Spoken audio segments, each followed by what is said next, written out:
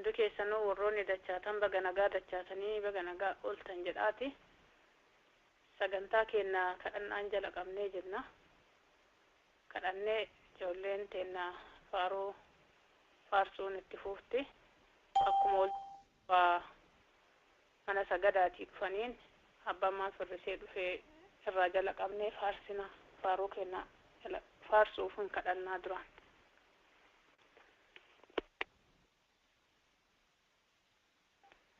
Si galateeffanna sulfeeffanna abbaa ulfinna abbaa galataa nugusa keenya qulqulluu waaqa dur jirtu waaqa amma jirtu waaqa gisee hundaa jiraattu eeddoon keenuuf guddatee ulee hundan ooltee nu barsiisaa ooltee ammallee hennaa kana isi hafeera jettee gooftaa nu barsiisuu feetaa miila kan kee jala dhufneerraa hennaa kana beekaaniif jabaan qulqulluun illee hin jiru beekumsaaf jabeennaaf qulqullummaa kee dannee dhufneerraa abbaa kunoo hafuura qulqulluu kan keetiin waan saafaa kan nu barsiiftu akka nu dubbattu nullee warroonni dhaga'u onne gurra keenya akka nu bantu barsiisaa keenyarrallee taatee gooftaa kiyyaa hafuura qulqulluun kan kee akka nu barsiisuuf si kadhannaa daamantiin tafaarsitu irraanillee hafuura qulqulluu kan kee ati isaaniif kenni isaan irraa faarfamii nu dubbadhu sa'aatatti gabaabduu afootantee dhufnu tana nu eebbisi kana hundaa si kadhannaa maqaa gooftaa yesuusiitiin nu dhagaye ameen.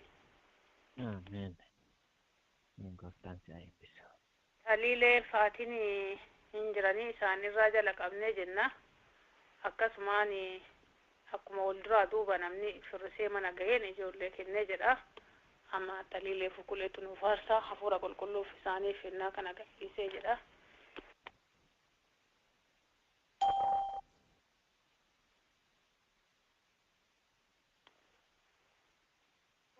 Waaqayyo hennaa dura Adamiif waan waliin lafa jala tataa'oliin akkuma yaadaan oolanii koota gara waaqa deeba isin eegaa deebi'aa cubbuu irraa rabbiin nu laalu afoo jira koota gara waaqa deeba isin eegaa deebi'aa cubbuu irraa rabbiin nu laalu afoo jira halkan nu bagaalate malkaan samii ibse beenu fayyisaa lallaa jedhe jiraata jettise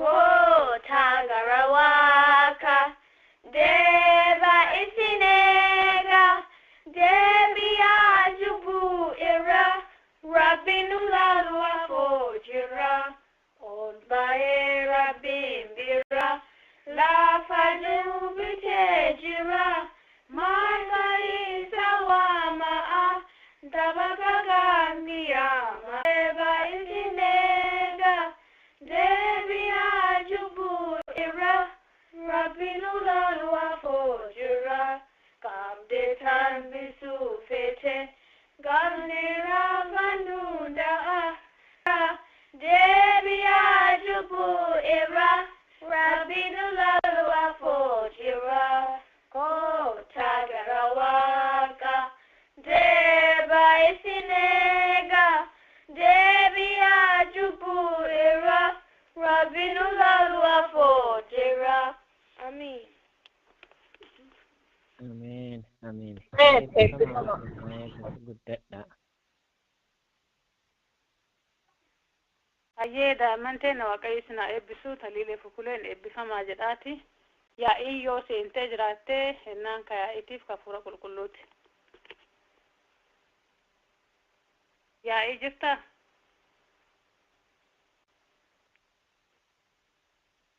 Daamu seenteerta?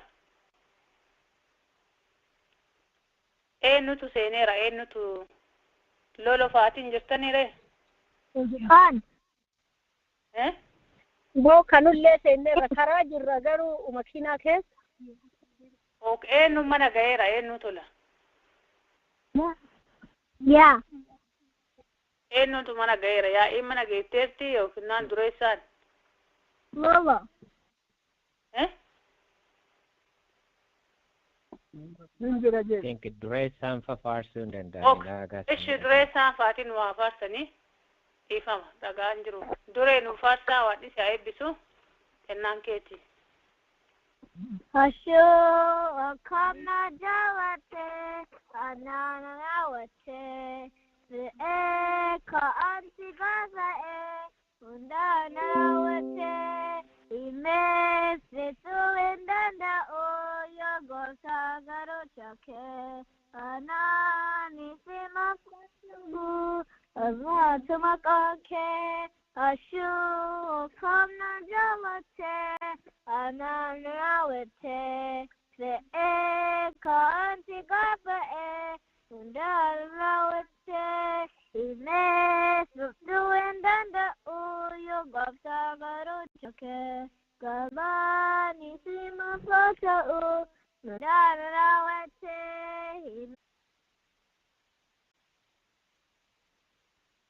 Bariite faatiyoo isin katolu yookiin yaa'ii namni mana ga'e nu faarsaamu. Eebbifame dure. Mana hin geenne karaa irratti tolame laata. Okay, daamuu yoo geesse nu faarsa.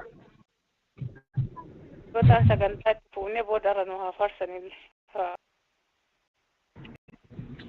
Jabaadhu. Jabaiko sayilta aburun jedhera baa'u. Kenyaatiif kennaadhalee beeki. Qofaiko Yesus ineeki. Jabaadhu. Jabaadhu. Jabaadhu. Ufti gooftaa gaa'ee jabaadhu. Aburun jedhera baa'u. Kenyaatiif kennaadhalee beeki. Qofaiko Yesus ineeki. Amen.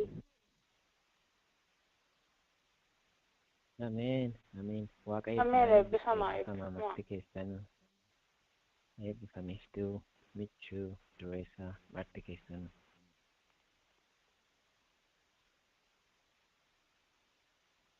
Yaa'iin si tola.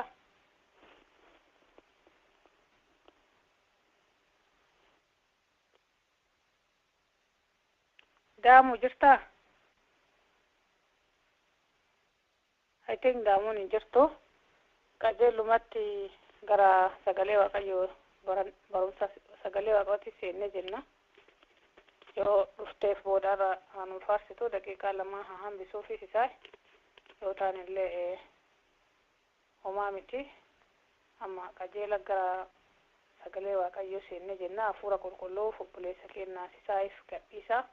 Achiin dura daa'imman teenya garuu gooftaan isin haa eebbisu eebbifamaa. Isa faarsitan kana akka jiraattaa waaqayyo hunnasiisniif haa ta'u.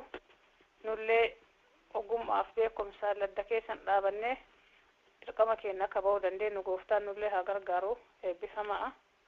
Innaan kasisaayiti. All participants are muted and they can unmute themselves. Ameen.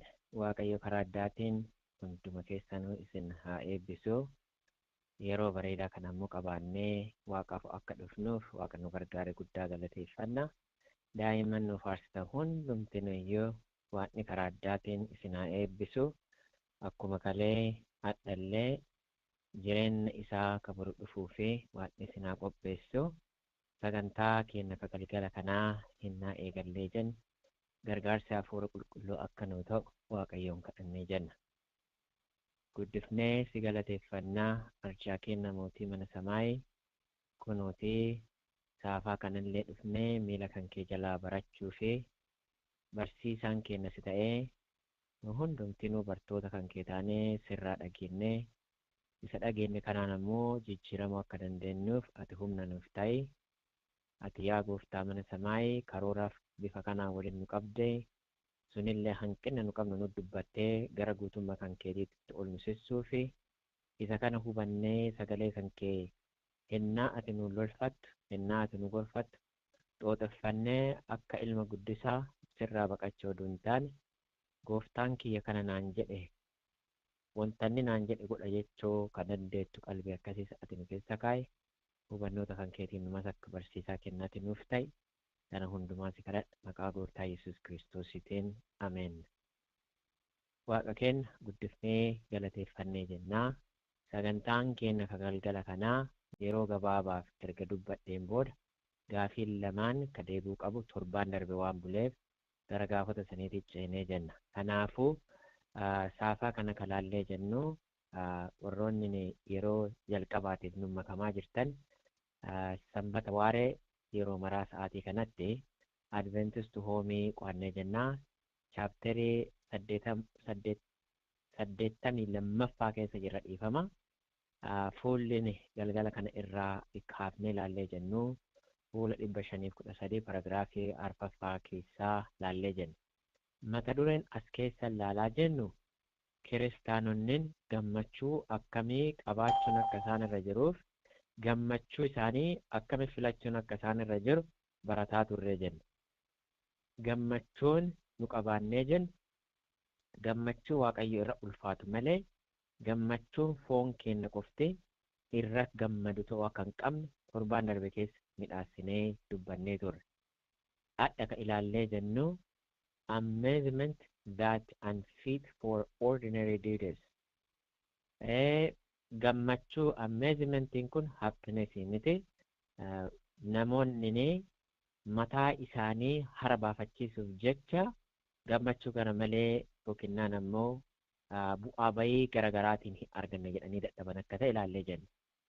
We are of that class who believe that it is our privilege every day our lives to glorify God upon the earth. Gaafatame keessatti gaafii kana bakkee kana deebinee booda wal yaadachiifna. Ijoollee waaqaa bara biyya lafaa irra jiraata hundumattuu wanta godha hundumaanuu waaqayyoon kan ulfeessan ta'uu qabanii jedha. Kan ulfeessan akkuma Phaawulos dubbatee jedhu Maxaafa Qorontos duraa 10:31 irratti ilaallee jenna. Yoo nyaattanis yoo dhugdanis wantuma goota hundumaattuu iyyuu waaqayyoon kabajjisiisa akkuma jedhu san wanta goon hundumaa gammachuu kenna keessatti illee gooftaan Yesuus Kiristoos kabajamuu qaba. That we are not to live in this world merely for our own amazement. Biyya lafaa kana keessa ka jiraannuuf gammachuu mataa keenyaatiif miti yookiin keenyaa qofaa miti. Merely to please ourselves.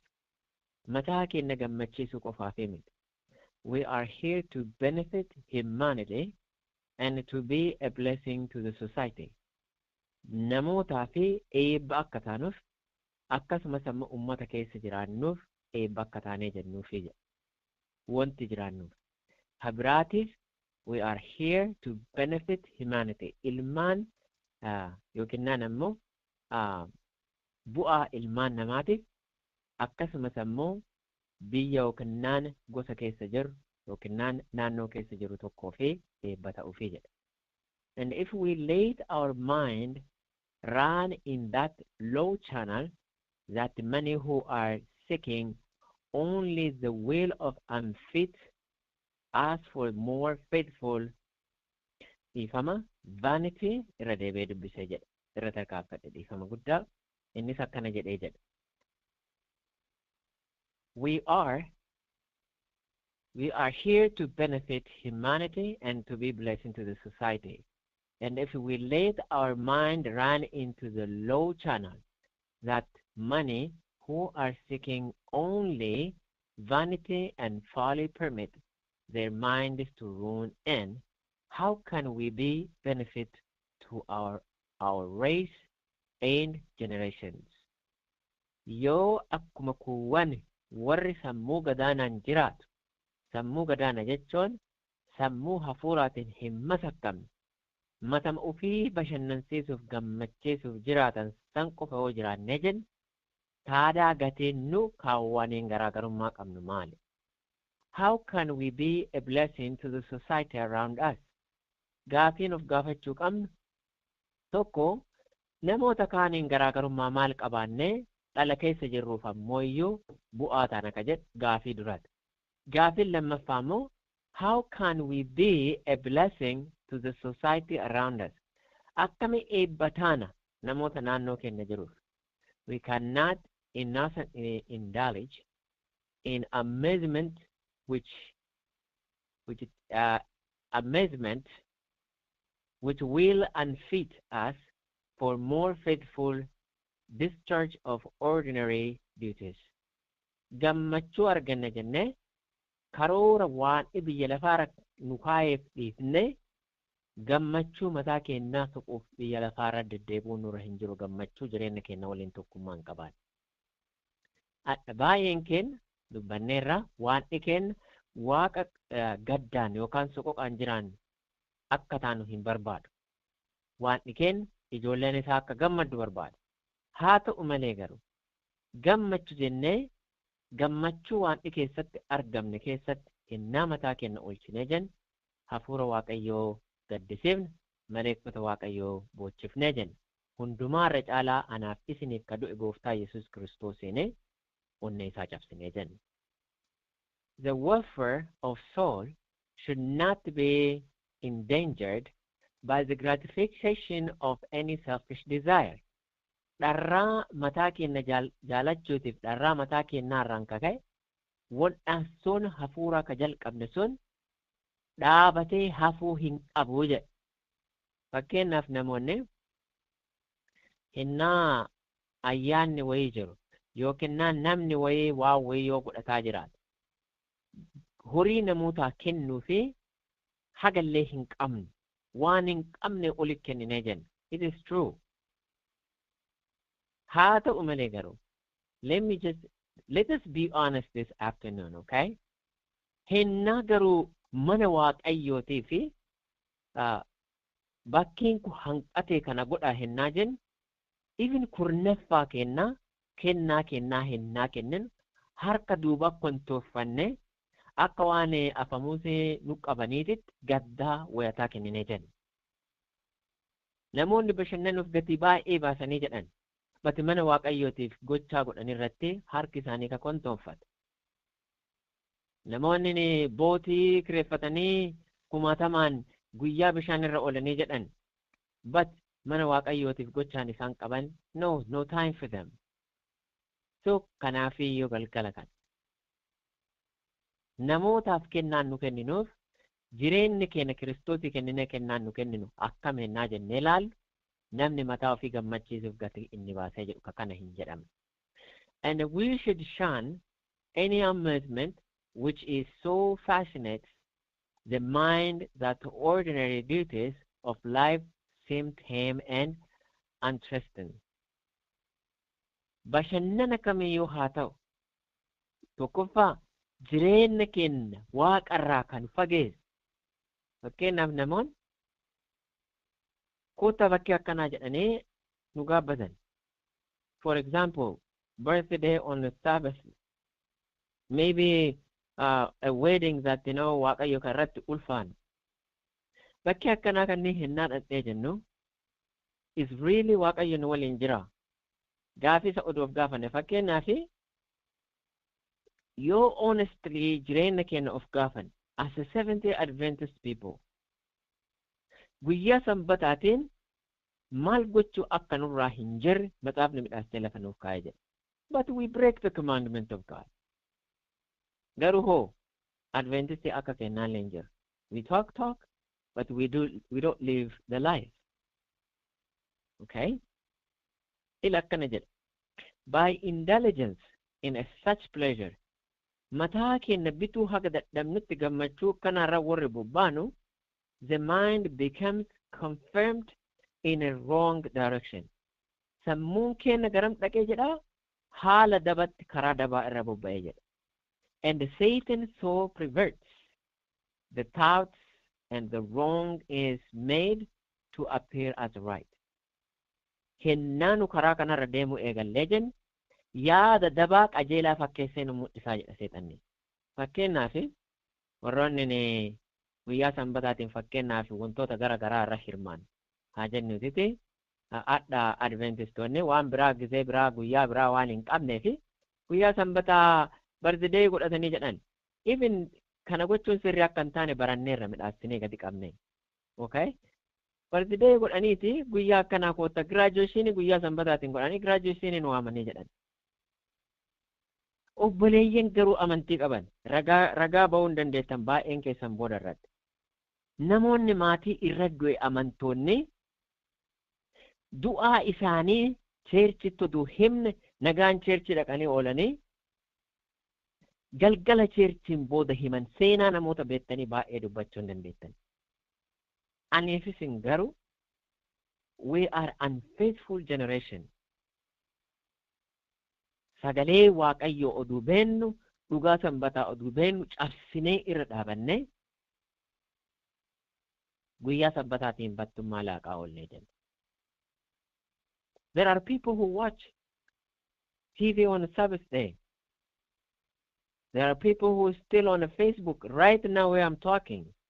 Hinnaan dubbadhu kana namoota Facebook goroggorantu jiran. Looking at the pictures of someone, maybe what somebody says. It is a Sabbath day. Hagadhaatitti barumsa guddaa kanaaf ta'a. I hope ijoolleen waliin turree jenne hin yaadattanii jettanii. Gurbaa tokkotu jira maatiin isaa Adventist. They are very dedicated Adventists. You know, he ended up in Hollywood. He's an actor. He's a Seventh-day Adventist. Bakkee kanatti eessa dhaabachuu qabaa eessa dhaqee oduu hin taane wanta akkasin laaltan barbaadu murtee namichaan kun fudhatee jedhu gurbaan kun. He's a young man. Guyyaa biraa viidiyoo kana sheeris waliin godhee jedhu. Guyyaa tokko Oprah namittiin jedhamtu namittiin gurraattii takka baay'een keessan hin beektanii nama abbaa qabeenyaa guddoo Ameerikaa kana keessatti gaafa tokko interview gooteefi. Interview gooteefi yoo jettu wanti gurbaan kun dubbate kunoo haadhaanaaf isin jidduutti illee akka fakkeenyaatitti dubbatamee jira. Namni maal godhee jedha? Seenaa buusee bira darbee jedha. Seenaan namni buuse sun ammoo namoota jidduutti bara baraa daraaraa buusaa jiraatee jedha. Wanti an bakkee kana isin fideef jecha mucaan kun jedhe. Akkana jedha. Ani jedha guyyaa sanbataa wantoota hin goone keessaa iimeelii kee cheekiin godh, tiwiitarii kee cheekiin godh, bilbila silkee namoonni hojjaanaaf bilbila hin kaasu. Guyyoonni kunniin maaf kana goota hin ajaa'ibsiifatte dubartiin tun sanbata waan ta'eefi. Hinnaa halaqaan kan kellee iimeela si erguun kaaftu hin kaasu guyyaa san. Guyyaan kun guyyaa waan addaatiif addaan godha guyyaa kiyya oduu hin taane guyyaa waaqayyoo waan ta'eef wantoota kanneen hin godhu jedhe namni kun. Please, warroonni friendii kee taatan Facebook irratti I will share this video after this program. Go ahead and watch that. Attamuma wanti akkanaa ta'a Hollywood keessatti wanti akkanaa gonkumaa hin danda'amu jennaan gaafa qaxaramu jedhe namichaan kun gaafa qaxaramee jedhe itti himee guyyaa kana wantoota kanarratti akkan bobbaan itti himee qaxaramee jedhe. Niifisin yaboote warri maqaa waaqaa dhaloota keenyarraa nurra waamamee jedhe. Bashannana sammuu keenyaa gammachiisuuf bakkee feeti waaqayyo keessatti argamne warri oolu warri bullu galgala kana waan dhimaan nuun jedhaara laataa. We should shine hafuurraa gaa shine jechuun ofirraa cufuu qabna. Balbala san cufuu qabna.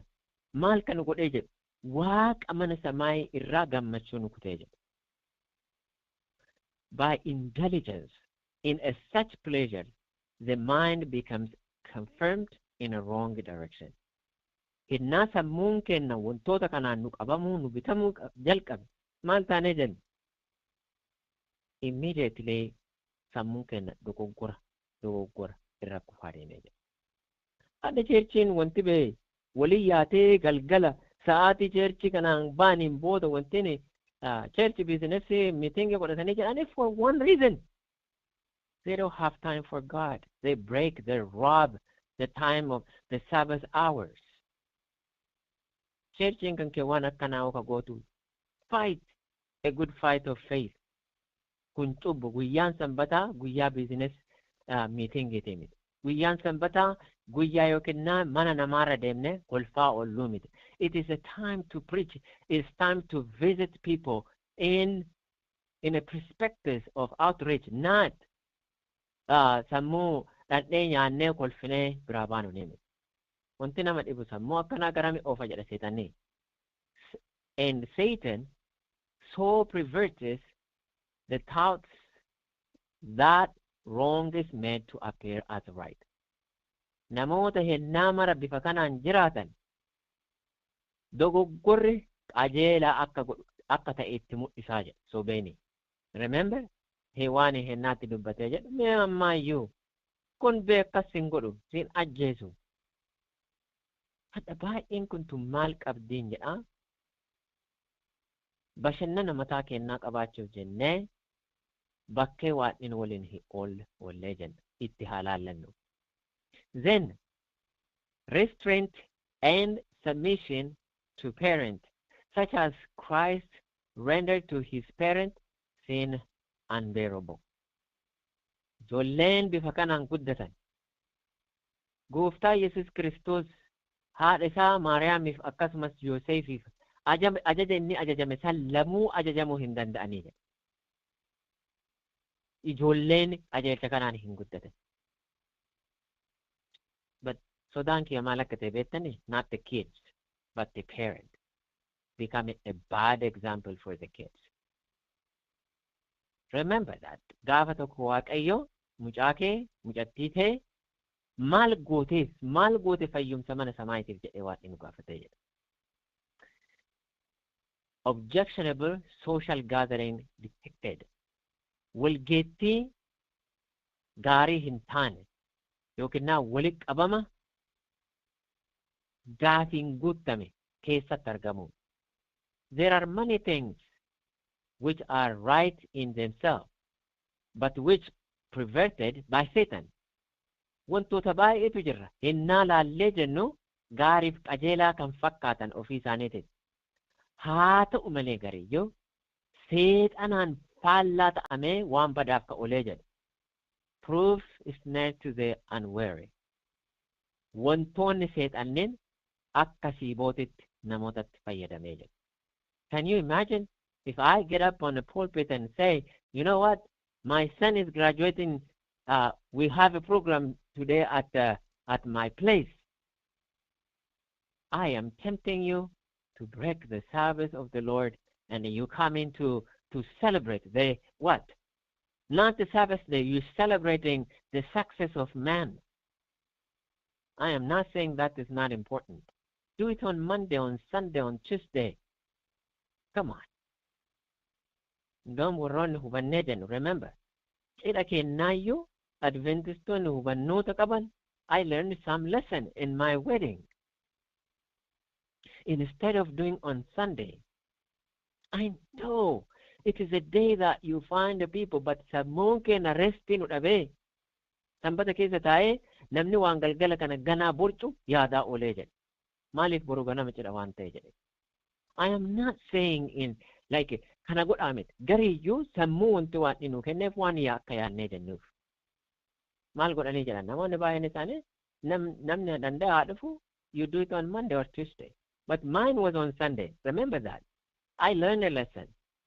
Namoonni maal ta'an guyyaa sanbataa san ta'anii galgala kana waan boru ganama jedha ta'eef cinqamaa oolanii jedhan. Amma kun nuyyuu bahe, this is not even in equation.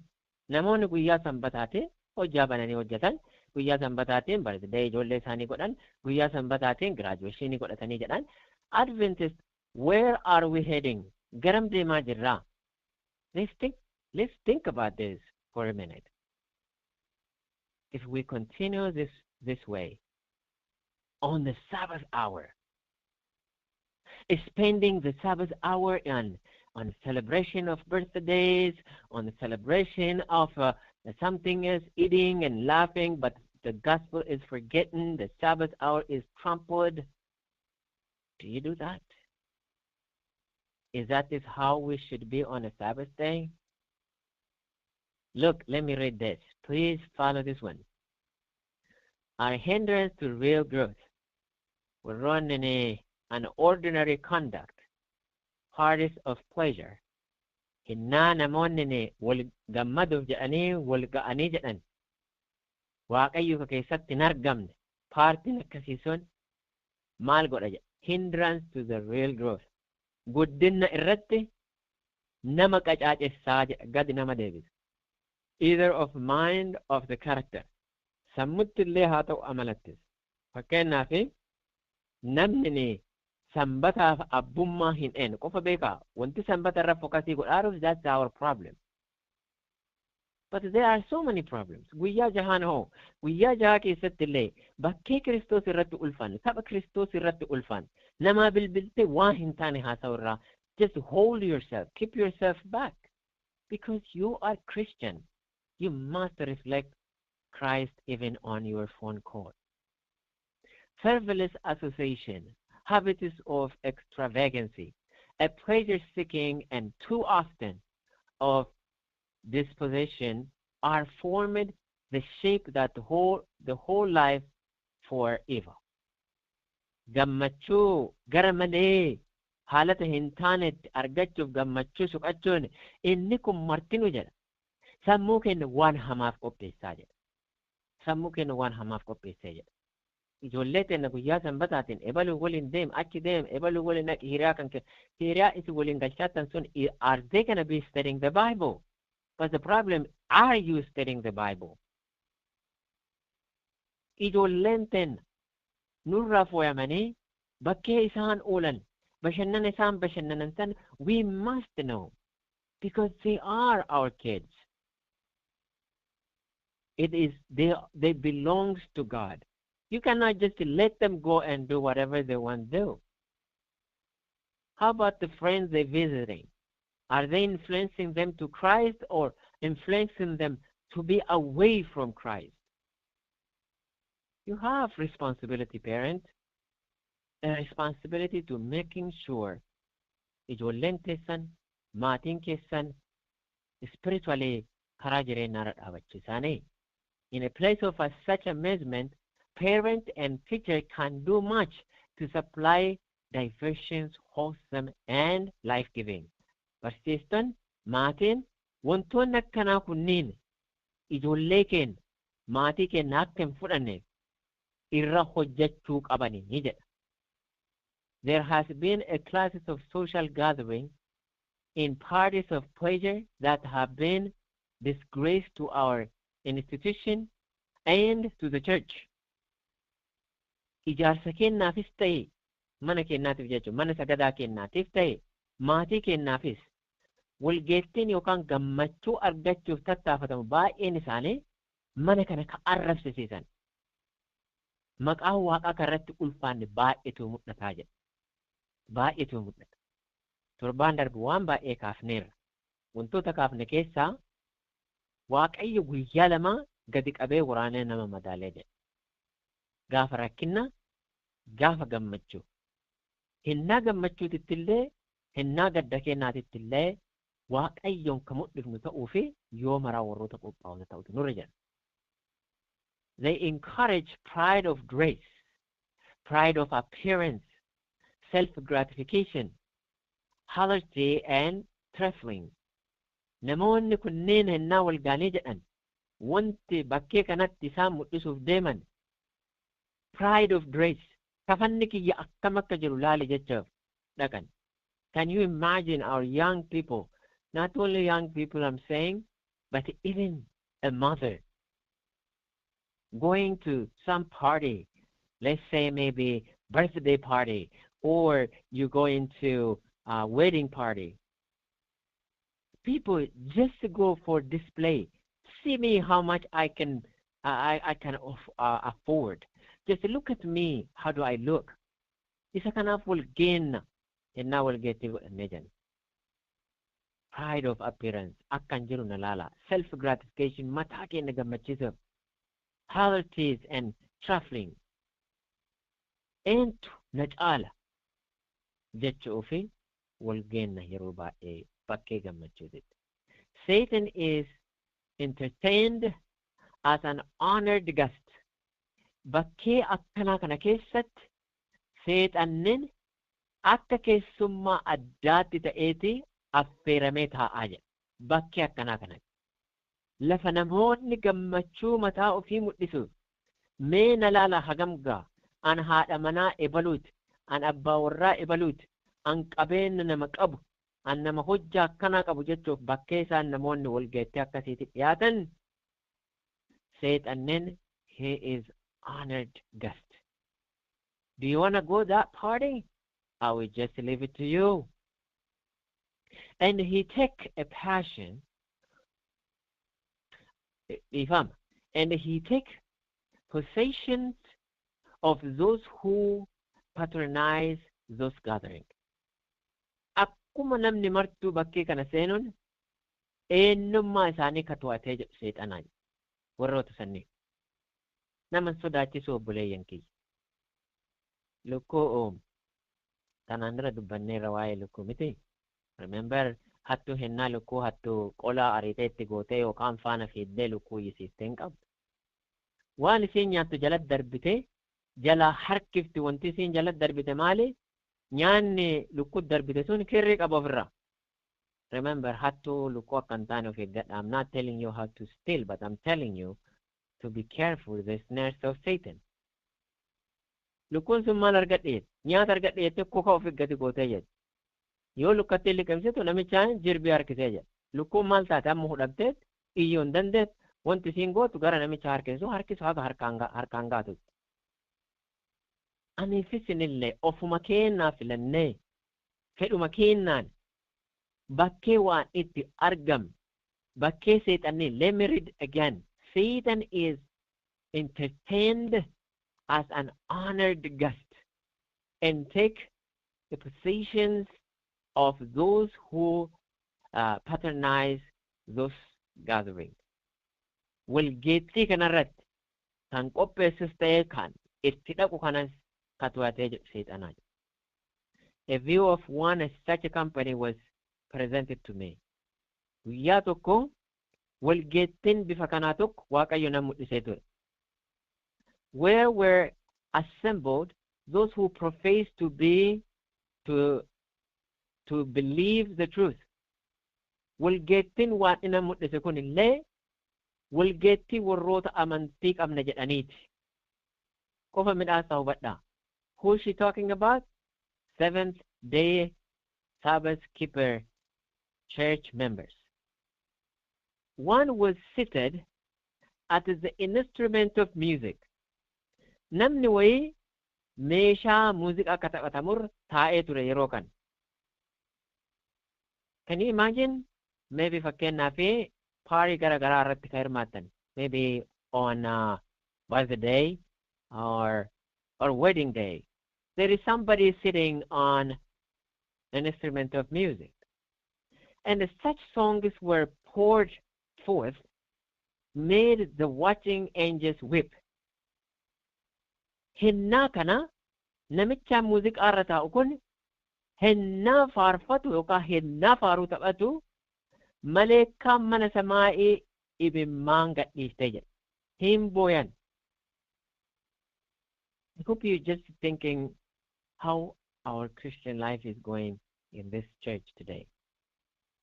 There was mirth, there was chorus of laughter, there was abundances of enthusiasm and a kind of inspiration, but the joy was as such as Satan only is able to create. Walgeettiin tun hin wacan, hin kolfan, harka dhayan, hin sirban, waan gammachuunii fi wanti addaa wayii ta'ee wanti bareedaan ta'eetis inspiration jechuun horma waan addaa wayiiti waan tole jedhamee sammuu namaati akka midhaa'u dhiyaataa jedha. But the joy was such as Satan only is able to create.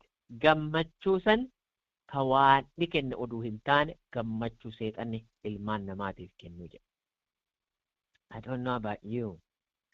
Nowadays, akka kafana aboyyade yookiin naan ammoo hojjaan isaa hin tolle yookiin naan kafana chaayinaa jedhani biyya kennatti qalamiin kenna ka gannu laqqaqe ka amantii kennaa. We are not there anymore. Sirba arginu hin sirbin, faaruu arginu hin faarsin, booya arginu hin boonna. That's it.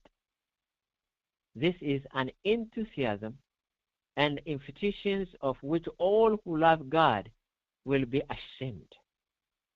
Namoonni waaqa beekan hundumtuu bakki akkanaa yookiin naan iddoo akkanatti argamuu isaaniitti mataa ofiitti salfachuu qabanii jetti garbittiin Waaqayyo. Are we? No care. I am just saying again, Bodara one discussing on Fitu Gaera. I've stopped right here. In Dome, Tala wanti jireenya keenya keessaa haqamee badee jireenyi nu jiraataarru amma jireenya saalli tokkollee nu keessatti hin argamu. Namni uumama fedhe godhee uumama fedhe ta'ee haadha manaa hiikee abbaa warraa hiittee bara maadirakii irra dhaabatee namni walitti dubbachuu hin dandeenye. Namni uumama fedhe uffatee uumama fedhe ta'ee guyyaa jaha keessattuu feesbuukii irratti addunyaa guutuu keessa ana addunyaa jedhee mataa ofiitiin masakkaree guyyaa sanbataa dhufee maadirakii irra dhaabatee naaf aarsee jedhu. Obboleeyyan kiyya, I'm not condemning you. We are called to be a peculiar people, to be a unique people for the kingdom of God. We must represent the church of God, not by living contradictory life. A life that shows you during 6 days, you just say to the world, look, I offer this to you. But on the Sabbath day, we preach, we sing, we do everything that the saints of God do, my friends. Let me just say, God is calling us to awake. We should be ashamed of ourselves. We should say this afternoon, Lord, I know you're talking about me. You saw who I am and changed me. Nagargar. Hunna barbada jireenya kiyya ka ati na dubbataat. Na jijjiira akka jennu gooftaan nu gargaara. Asirruma walitti qabee jedha. Gaafota lamaan gugurdaa buletu jira. Gaafota gugurdaa sanniin lamaan walitti qabaa deemnee jennaa. Waan isin haa eebbisu. Yeroon kun amma kamanaati. Yaada keessaa waa itti dhufnee jennuuf innaa yaada keessan deebistan dabalata qabdanis asirratti akka hidhaatanis hin gaafadhaa waan isin haa eebbisu. All participants are unmuted. Amen. Eebbifame Waaqayyo isaa eebbifame. Amen. Amen. Waaqayyo nu maraa nu haa eebbisu. Eebbifama. All right. Let me say. Gaafii tokko obboleessa keenya lolutu gaafatee achi itti aansee maatima keessaa namni tokko ammoo waa'ee abashaa kamisii gaafatee gaafiin duraa kafana aadaa Oromoo uffachuun rakkina qabaa. Aadaa yoo isa uffannu ammoo aadaa biraa ka faranjii uffataan jirru isa jedhu ture. Kun ammoo fakkeenyaaf kafanni abashaa kamisii yeroo garaagaraa namoonni ni uffatanii yoo ka Oromoo aadaa Oromoo san dhiifne ka ammoo yoo abashaa kamisii jedhamu uffachuun rakkina qabaa ka jedhu ture. Hubannoota waan inni nu haa gargaaru gaafota lamaan kanarratti haasofnee jenna. Yeroo nama kamanaati gaggabaabsinee dubbannee jenna. Let me see. Duraan dursee obboleessi keenya lolu jirta.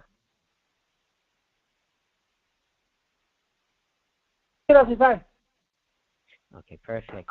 Okay, thank you. Itti fufuu hin dandeenye jennaan. Why? Garaagarummaan inni qabu maali? Kafanni aadaa keessattuu wanti aadaa Oromoo uffata aadaa Oromoo hinnaa dubbannu why it is so much specific? Maali wantoota kanarra ciccineeti dubbannee jenna? Is there any reason? Mana keessaa yeroon keessa nama.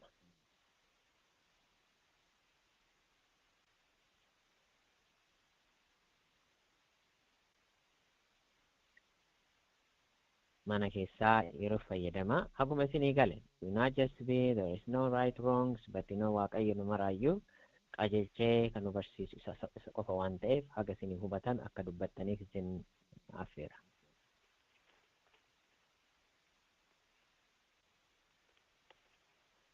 Abashaa kamisii rakkoo ituun qabuun akka kiyyatti wanti rakkoo qabu ituun jiru uffatuma yoo mara qaraa uffatamu amma barakana wanti muluunu qodaa bu'eeti maroo akka wannoo godhaara malee anka habashaa qamizii seeraa xilata seeraan hojjetame jechuun kuula amma abbaa gadaa maal ka jedhan sani inni sun hin barbaachisu antiyyaasa san hin barbaadu. Habashaa qamizii ammoo xilatii isaa kalerii biraatii yookiin bifa biraatiin aadaa fakkeessanii aadaaf ka hojjanne ka abbaa gadaa ka maalii jedhaa waa hedduutu jira. Isa san yoo hin taane habashaa qamizii rakkoo wayituu xixii waaqatu nu baase biyya keenya keessatti wanti waan nuu kenneef haa uffannuuf. Abbaa gadaa ka jedhan sani ankaraa kiyyaanii icciitii san hin beeku ture dhugaa qaaquufi icciitii san hin beeku bifuma callee bifuma bifuma callechaa akkasitti akka inni bareeduu namni hujeeruu se'a isa ammoo akka duucha mataanii akka waaqeffannaatitti